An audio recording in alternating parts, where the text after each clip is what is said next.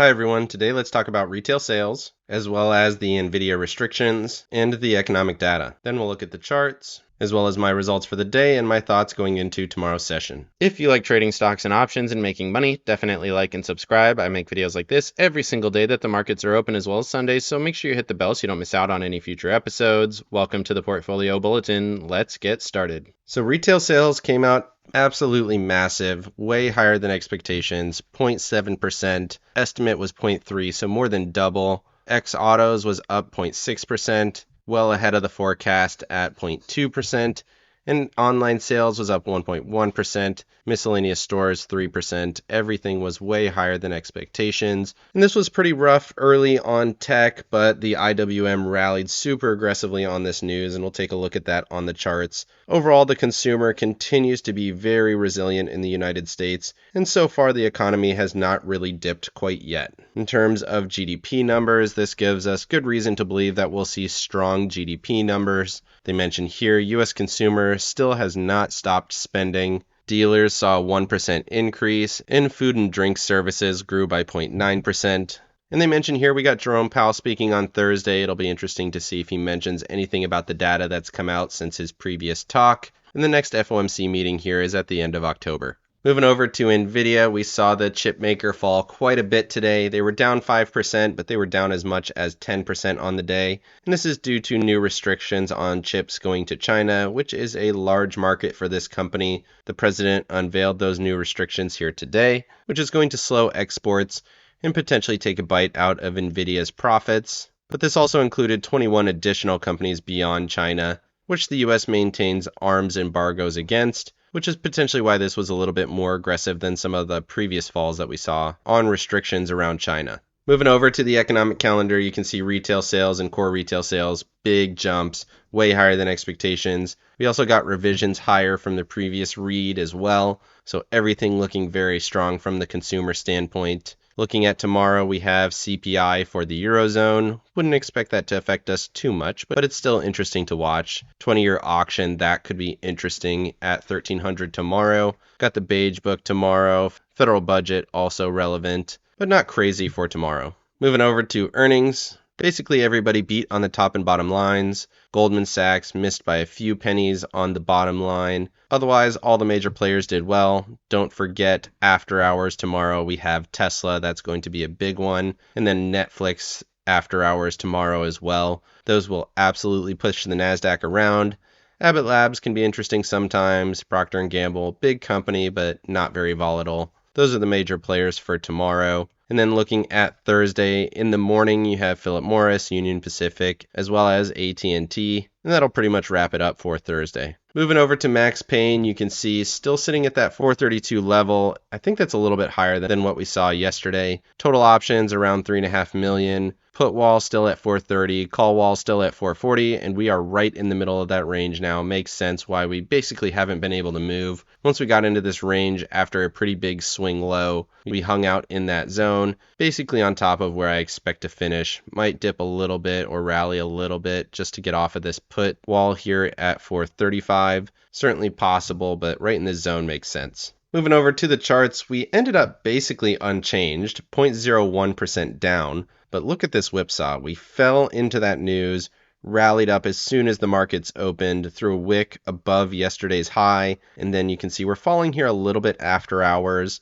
but basically unchanged. So my premise on most of these charts is not really going to change that much. Just a ton of volatility in the day, which was interesting. We are below 435.88. So my range now is down to 431.71 on the hourly chart. You do have trend support sitting at 434.85. And then looking at this structure on the daily chart, you can see big green candle yesterday, basically the same exact candle, but red here today. Big gap down rally. Got just above that trend. I'm still looking for a test of that 55 EMA right around 441 or so. Again, I don't think we're going to stay that high due to the Max Payne levels that we saw, but momentum is still bullish. RSI is still bullish. So I'm still expecting this to rally at least a little bit this week. Moving over to the NASDAQ, very similar thesis. You can see massive move down, hit the 200 on the hourly chart, rallied up super aggressively from that level, retested yesterday's highs, pulled back a little bit just below my level here at 367.63, and then bounced from that level, and we're now holding just barely above it. So on the range, still looking at 367.63 up to 370. Momentum on the daily chart did step down here slightly, but right now this is sideways chop. You don't have any clear direction. You have mixed EMAs. We are above the 55 EMA.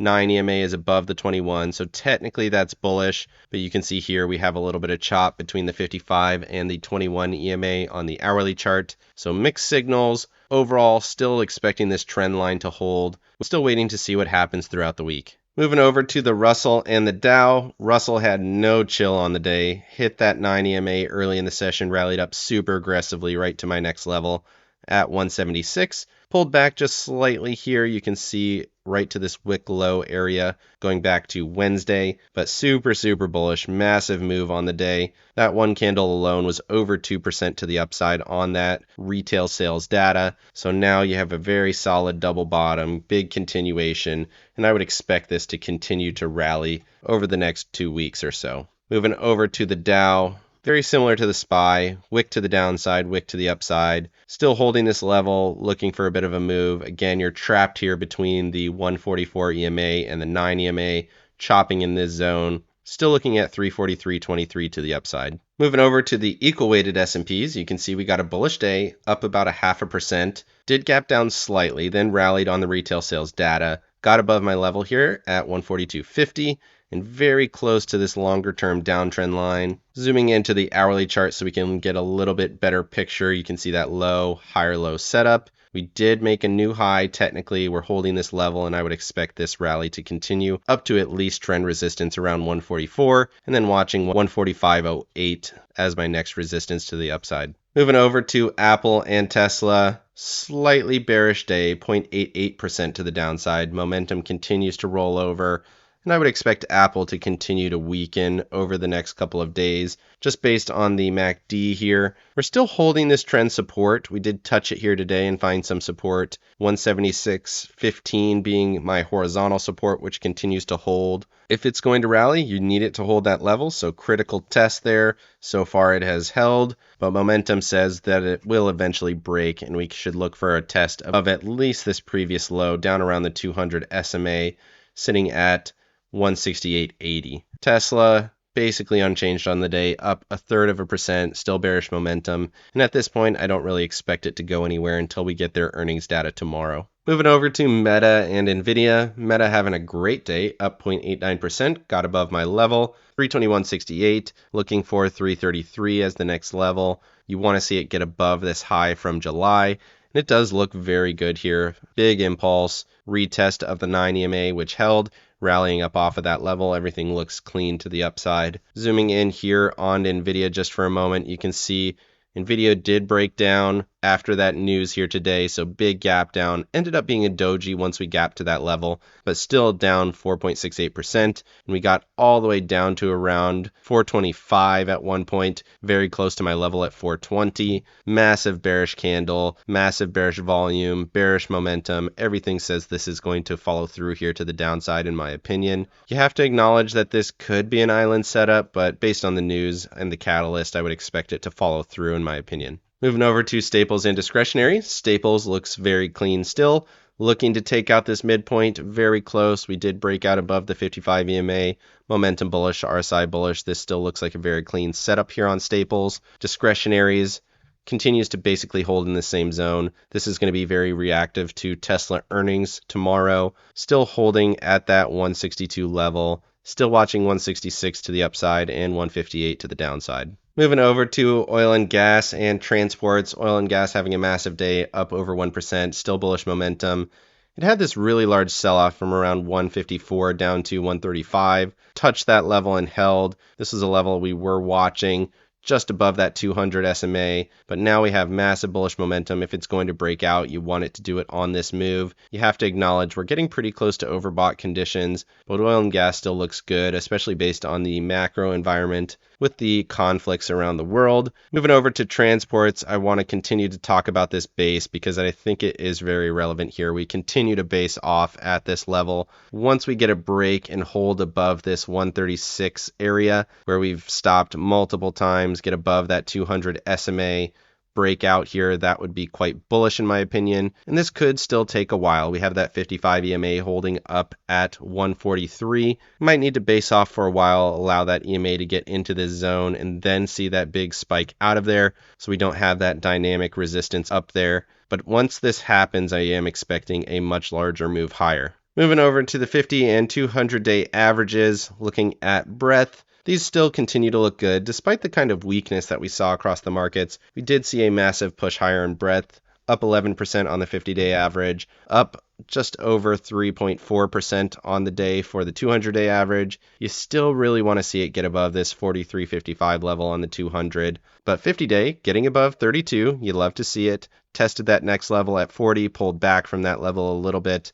Still want to see it get above the 55 here at 35, but still bullish momentum, bullish RSI, and everything still looks clean on breadth to the upside. Moving over to yields, unfortunately with the strong retail sales data comes strong yields. With the economy continuing to remain strong, the FOMC is not likely to cut rates anytime soon, and we are still expecting one more rate hike for this year, and this just reinforces that narrative, especially with inflation going higher, and we did see that priced in here today. You can see 2-year yield getting close to that 5.25 level, 10-year yield getting close to that 5% level, holding just above that 4.75. You can see just at these wicks as well, momentum ticking back towards bullish. If it's going to break down, it really has to do it now. You can see we have a clear lower RSI read with higher prices, so potentially indicating that this is just a weak kind of secondary rally and we are going to get a breakdown. But if it's going to do it, it really needs to do it now. Momentum ticking back towards bullish, which is not very reassuring.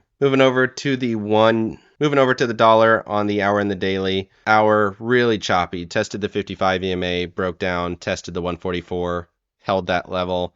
Finished basically on the low. Finished pretty close to the low, but did throw a wick to both sides. Bearish momentum. RSI continues to tick down in my opinion. 21 EMA still needs to break here on the daily chart, and then we can see some follow through. Still watching this breakdown, retest breakdown type structure with a lower high, but retail sales did not really help that here today. Moving over to JNK and TLT, I've been kind of skipping these here the last few episodes because you can see they really have not done much of anything. Unchanged yesterday, gap down, held here today with yields going a little bit higher. Momentum on both of these continuing to break down a little bit as yields rally up. But you can see some clear divergence on RSI. We have higher prices. We have basically even prices with much higher RSI reads. Could be setting up a divergence and a look for a move higher. Could also look for a higher low on this gap down. We have a gap down. If we get a gap up, that could be interesting. And RSI is potentially showing that could happen. Moving over to the volatility indices, move index rallying with yields makes sense. VIX, on the other hand, basically doing not much of anything, rallied up a little bit, continues to stay elevated. We're not seeing a major breakdown.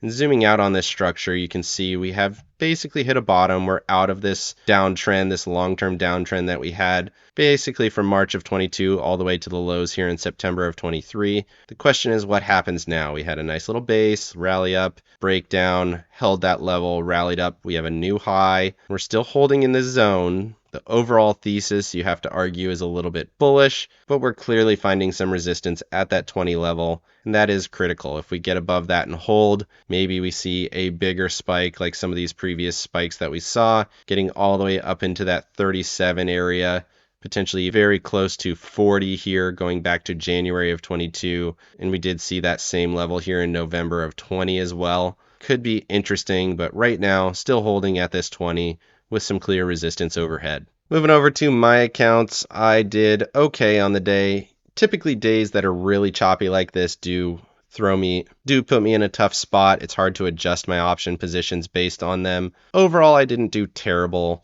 Ended up down about $250 on my main account. Positive here on my Roth position. Obviously, the IWM went crazy. I rolled out in time and up quite a bit to try to capitalize on that move. We'll see how that plays out. Right now, $2.89 credit on that call, and it's already in the money for 8 days out. Now I had to roll up really aggressively on that huge spike that we had, trying to capitalize on that money. Looking at the Qs, I still have my core position with a call here for 368 for 2 days from now. I have a $2 credit on that to help protect me. I also have a 367 put for tomorrow at $1.67. 367 puts for today at 62 cents. Those expired worthless, so got the profits there. And then I have a 371 call for 3 days from now at $1.71, so I'm a little bit more protected to the downside here today than I was yesterday, but I still have one set of puts here for tomorrow. I would like to see the markets hold up after that big spike down and recovery that we saw here today. Let me know down in the comment section what you think of the retail sales data